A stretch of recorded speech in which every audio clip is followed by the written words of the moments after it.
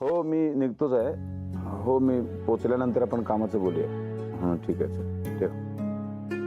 बाबा नका ना जाऊ, घरीच थांबा ना. बाळा असं नाही करता येणार मला. माझी कामं खोळंबले, तिकडे जावं लागेल मला. मग ती सगळी कामं इथे बसून करा, पण प्लीज जाऊ नका. इथे नाही करता येणार. माझी कामाच्या सगळ्या फाईल्स कागदपत्र सगळं आपल्या त्या घरामध्ये आहे. शिवाय मीटिंग्स आहेत माझ्या. मग ते सगळं ड्रायव्हरना घेऊन यायला सांगा आणि मीटिंग पण इकडेच करा. पण प्लीज नका ना जाऊ, मला तुम्ही इथेच हव्यात. आता ती इतका हट्ट करते तर बघा ना जमतंय का घरून कामं करायला.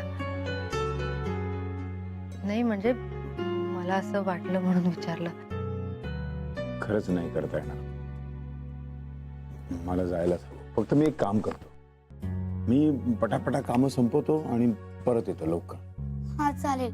पण बाबा तुमचा फोन परत बंद नसेल ना? कारण मला तुमची खूप आठवण येते आणि फोन केला तर मग लागतच नाही. आता यापुढे माझा फोन कधीच बंद नसणार. काळजी करू नकोस. मी आलोच तोपर्यंत. हा मीरा, माझी जरा ती बॅग आतमध्ये ती घेऊन येतेस? आणते. बरं तिथे कुणालाही त्रास द्यायचा नाही.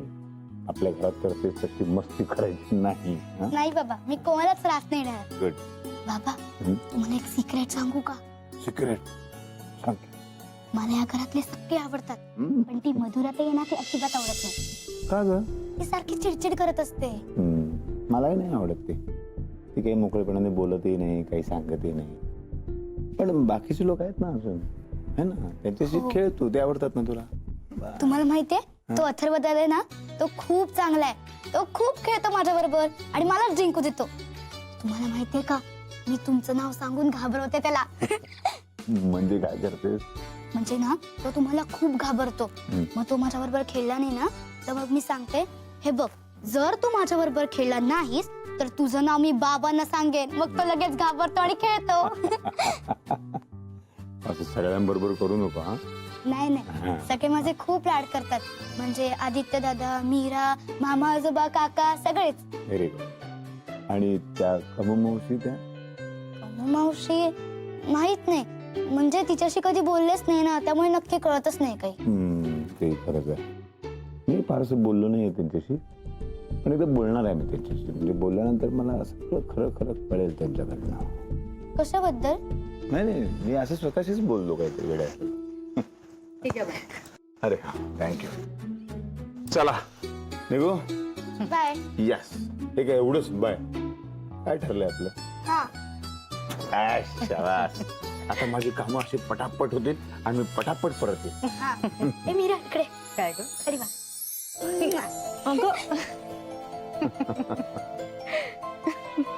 काय झालं असायला? नाही काही नाही. काही नाही. सांग ना काय झालं? दुर्वाने स्वीकारलंय मला.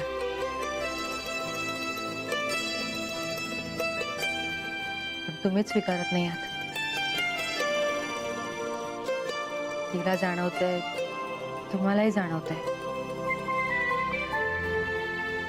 पण मान्य करायचं नाहीये. हो ना?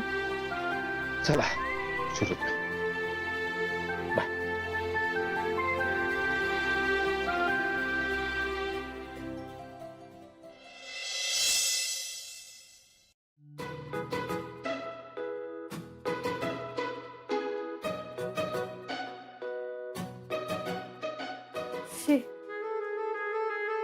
काय ग, झोप लागत नाहीये का? नाही ग बाई, हे लाईट चालू असताना मला झोप नाही लागत. हे प्रकाश असं डोळ्यावर येतो.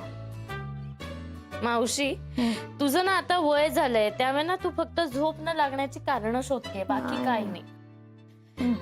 चल चल जरा शांत हो, मग लागेल झोप आपोआप. आणि काय बा, आता झालंय तुमचं सगळं आयुष्यात करून. आमचं काय आता आयुष्य कुठे सुरू होणार आहे? मग मी माझी काळजी नको का घ्यायला? कर ना, कर, स्वतःची काळजी कर, माझी नको काळू. अगं माझं काय, आता मला 10 गेले, 5 राहिले. मला झोपू दे ग, वय झालंय माझं.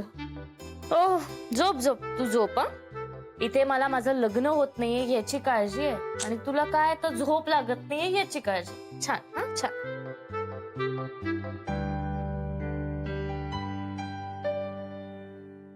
हे मावशी अगं मामाला असं वाटतंय की मीराताई लग्न करून खुश आहे. तुलाही असं वाटतंय का? मामाला असं वाटतं की लग्न करून मीरा. सकाळी बोलूया आपण या विषयावर. हं? हे पण ताई आणि जेजूच्या लग्नाचं काय? काय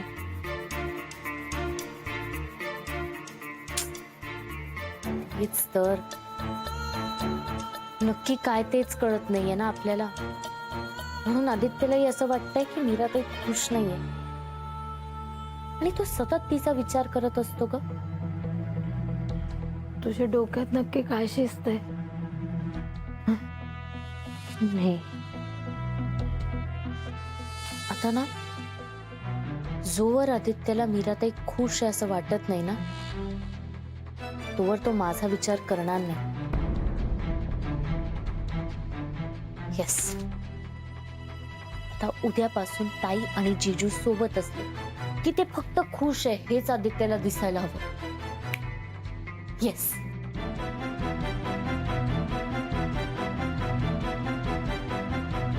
जीजू ताई खुश, झोप, रात्र झोपा. शिवाई लाईट चालूच ठेवलाय ने. ए मुली, ए लाईट बंद कर, झोपूया आपण. गुड. अगं ए काय ग बाई, घरापासून दारापर्यंत सगळे मेले मला छळायला जन्माला आले. लाईट बंद न करता झोपतीये सकवी. आई चल दे पटकन. कसली घाई रे तुला? हा, एव्हरेस्टवर जायचं का पोहायला? अरे काहीतरी वाचत जाऊ नकोस, आणि वाचलंच तर जरा असं नीट वाचत आहे. एव्हरेस्टवर कोणी पोहायला जातात काय? गप्प बस. एवढं मोठं एव्हरेस्ट शिखर, एक तरी तलाव असेल ना पोहायचा तिथे. अगं तू बरं ठीक आहे, असेल तू म्हणतेस तर दे मला लवकरच. असं शहाण्यासारखं वागायचं जरा. आईशी ना आईचं जरा ऐकत जा. मी काय म्हणते, कुठे निघाली कुठे मोहीम आमच्या युवराजांची? आज राजे देवजिजूंच्या कन्येशी अर्थात युवराजनी संगे खेळणार आहे. म्हणजे तसं आमचं ठरलंय सुद्धा. तर मासाहेब आपण येणार आहात का आमच्या बाललीला बघायला? मेल्या घोडा झालास आणि बाललीला म्हणे. बाल असताना तरी लीला केल्या का तू? लफडी केलीस, बाललीला म्हणे. नाही नाही, कशा करणार ना. आपण आमच्या प्रत्येक लीलेवर लीलया पाणी फेरलेत. चोंबडेपणा करू नकोस. ऐक जरा, मला ना तुला एक कामगिरी सोपवायची आहे. कामगिरी? अच्छा, म्हणजे तुझ्या डोक्यात काहीतरी शिस्त आहे. बोल बोल बोल. तुझ्याच फायद्याचे. तू त्या दुर्वासोबत आज खेळायला जाणार आहेस ना? तर खेळता खेळता काही माहिती काढून घे तिच्याकडनं. कम ऑन आई, त्या दुर्वाला तरी सोड अगं. ऐक रे, ऐक ना. मुलं देवाघरची फुलं असतात असं का म्हणतात? कारण ते नेहमी खरं बोलतात. तर मीरेचं आणि देवाशीचं नातं नेमकं कसं आहे हे तिच्याकडनं खेळता खेळता काढून घे ना. एक मिनिट, मी असं काही करणार नाहीये. अरे अथर्व, नको ना तोंड विचकटू बाबा.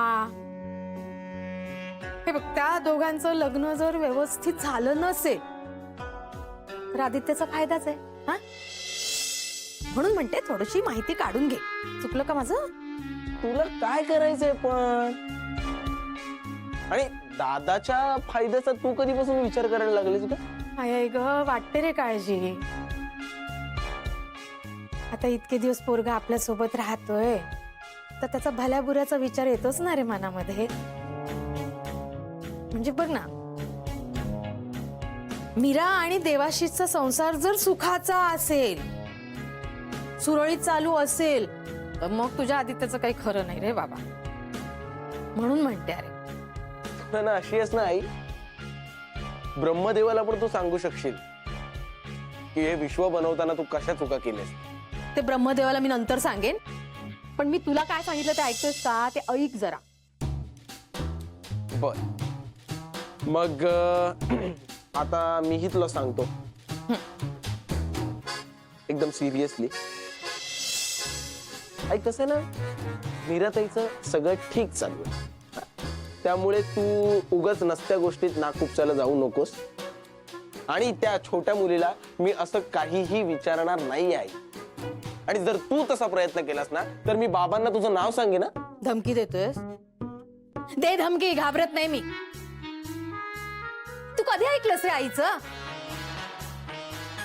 गाढवा पुढे वाचली गीता. रात्रीचा तमाशा बरा होता. गोंधळ. आताच तो गोंधळ. पण गाढव म्हटलं की नाही मी? तू गाढव आहेस, कळलं तुला? गाढव. डबा. घे डबा. आणि हा तुझ्यासाठी आहे. आणि त्या आदित्यला म्हणावं तुझा डबा ती मधुरा करते. थँक्यू.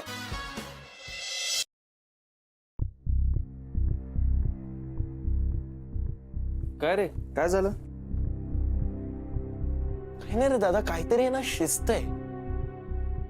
कसली तरी आहे ना मोहीम सुरू आहे. कसली मोहीम? काय शिस्त आहे? तेच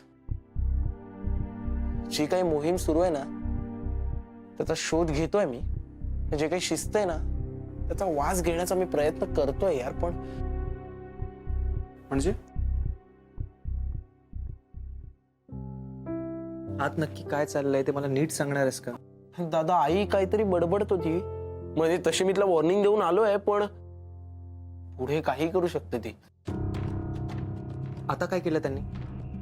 अरे काय म्हणजे, मला म्हणाली की दुर्वाकडून माहिती काढ. कसली माहिती? हेच की मीरा कशी आहे, किंवा देव जिजू आणि मीरा यांच्यामधलं नातं कसं आहे, असं काहीतरी बडबडत होती रे. काय चाललंय काय या बायकांचं?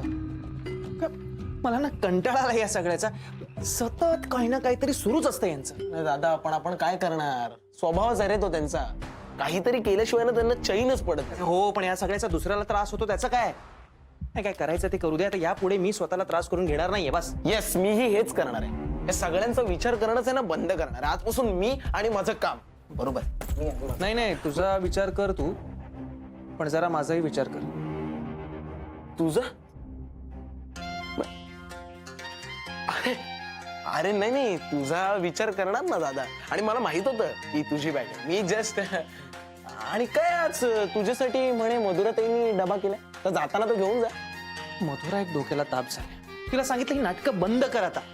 तू काही केलंस ना तरी आपल्यात काही घडणार नाहीये. बंद कर. त्रास करून नाही घ्यायचं असं ठरलंय ना. हो, त्यात तू एक आहेस आणि इकडे तू.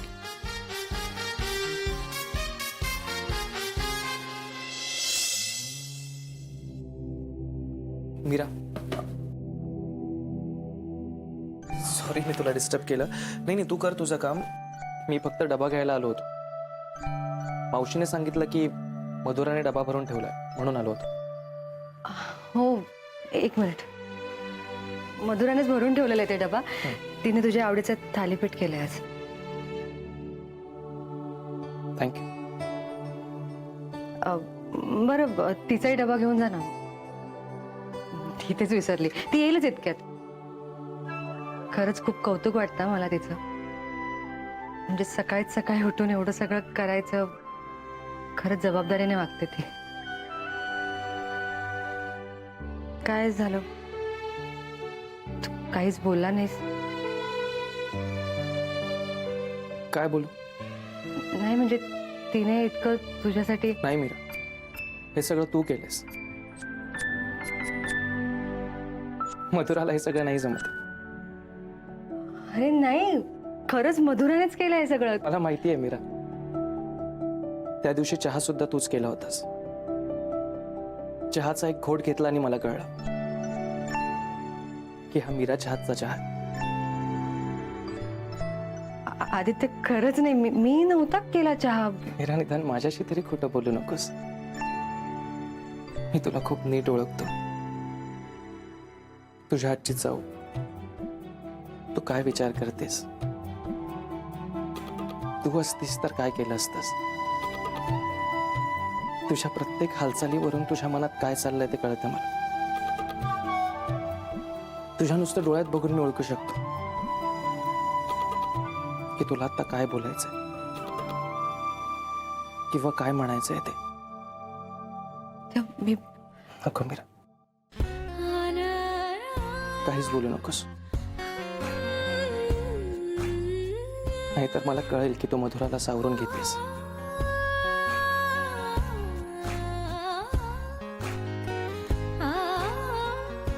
एक गोष्ट लक्षात ठेव, फक्त माहीत असणं आणि ओळखण्यात खूप फरक आहे. मधुराला मी फक्त माहिती आहे, पण मी तुला खूप नीट ओळखतो, कारण माझा तुझ्या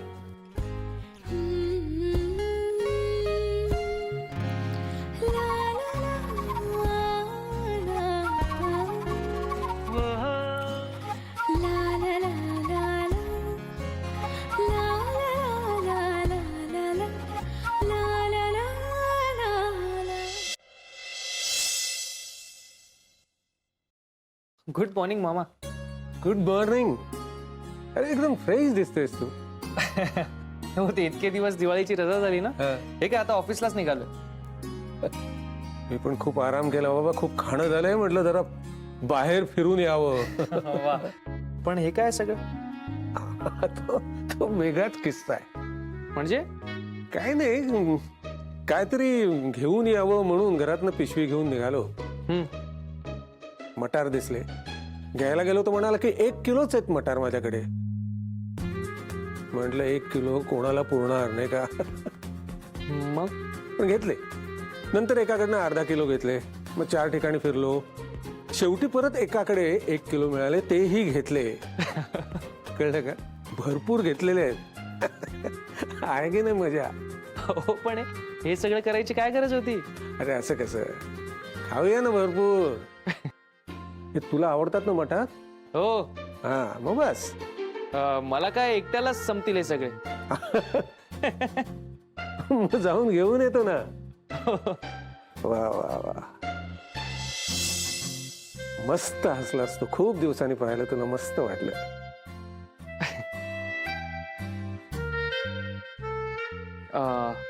पण मामा, हे सगळं कशासाठी, म्हणजे कुणासाठी? हा, अरे काय झालं? नाही, देवाशिषना आवडते ना मटारची उसळ. म्हणजे त्या दिवशी बोलता बोलता मला म्हणाले ते. हो, मग चांगलंच आहे की. सांगताना इतका संकोच का करताय तुम्ही? त्यांना आवडतं म्हणून तुम्ही घेऊन आलात, त्यात काय इतकं? मामा, तू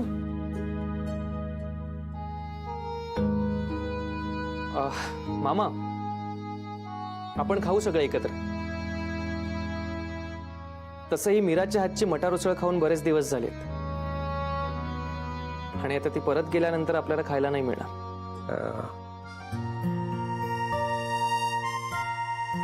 मी निघतो, ऑफिसला उशीर होतोय. थोडी मटार उसळ ठेवा माझ्यासाठी. लवकर ये. हो. हं?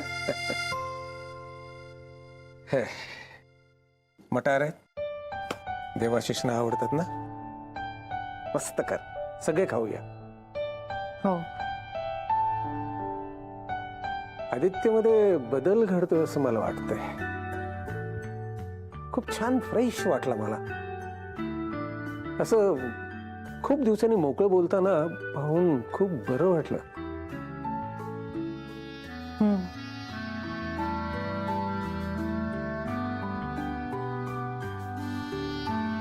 गाडी रुळावर येते असं वाटतंय. परमेश्वरा, अशीच कृपा ठेव रे सगळ्यांवर.